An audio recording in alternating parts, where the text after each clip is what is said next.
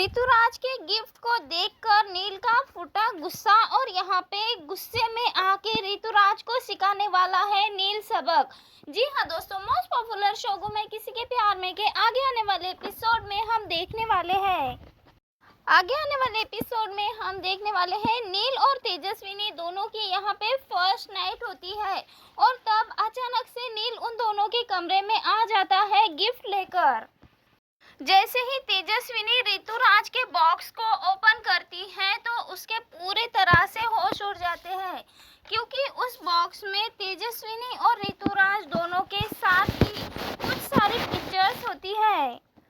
वहीं दूसरी ओर तेजस्विनी ये देखकर हैरान होती है तो नील को भी ये सब देखकर काफी बड़ा झटका लगता है, क्योंकि ऋतुराज इन सब के बाद भी तेजस्विनी के लाइफ से जाने का नाम नहीं ले रहा है। किसी न किसी तरह से नील और तेजस्विनी की लाइफ बर्बाद करने की कोशिश कर रहा है।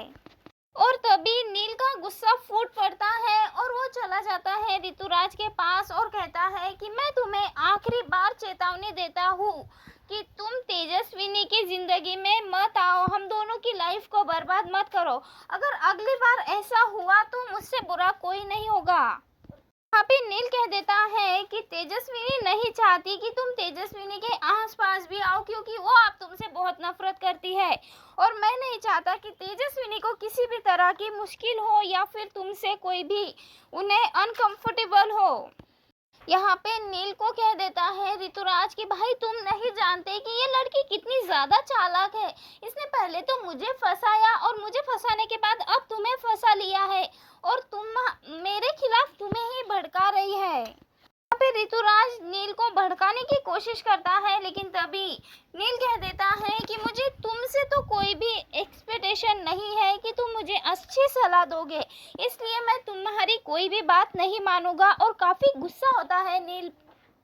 तुम्हें मुझे ये बताने की जरूरत नहीं है कि मैं अपने लाइफ में क्या करूं, बल्कि तुम अपनी जिंदगी के फैसले खुद लो, लेकिन मेरी जिंदगी में दखल अंदाजी मत करो। फिर नील कहता है कि अभी के अभी तुम मेरे कमरे से चले जाओ। ये बात सुनकर ऋतुराज काफी ज्यादा तिलमिला जाता है और गुस्से से उस कमरे से बाहर निकल जाता है। ये सब देखकर तेजस्विनी को धीरे धीरे ये एहसास होता है कि उसने जिसे भी चुना है नील को, तो उसने बिल्कुल सही किया है, क्योंकि ऋतुराज तो कभी भी तेजस्विनी के साथ नहीं था, बल्कि उसकी जिंदगी का हिस्सा ही नहीं था। यहाँ पे तेजस्विनी को एहसास तो होता है कि नील बहुत अच्छा इंसान है। तभी यहाँ पे नील कह देता है कि तुम मुझे अपना पति तो नहीं मान सकती, लेकिन तुम मुझे एक अच्छा दोस्त तो मान सकती है, क्या तुम मुझसे दोस्ती करोगी? तब यहाँ पे तेजस्विनी और नील दोनों के बीच में दोस्ती हो जाती है और दोस्ती के ही जरिए दोनों का रिश्ता धीरे धीरे आगे बढ़ जाता है।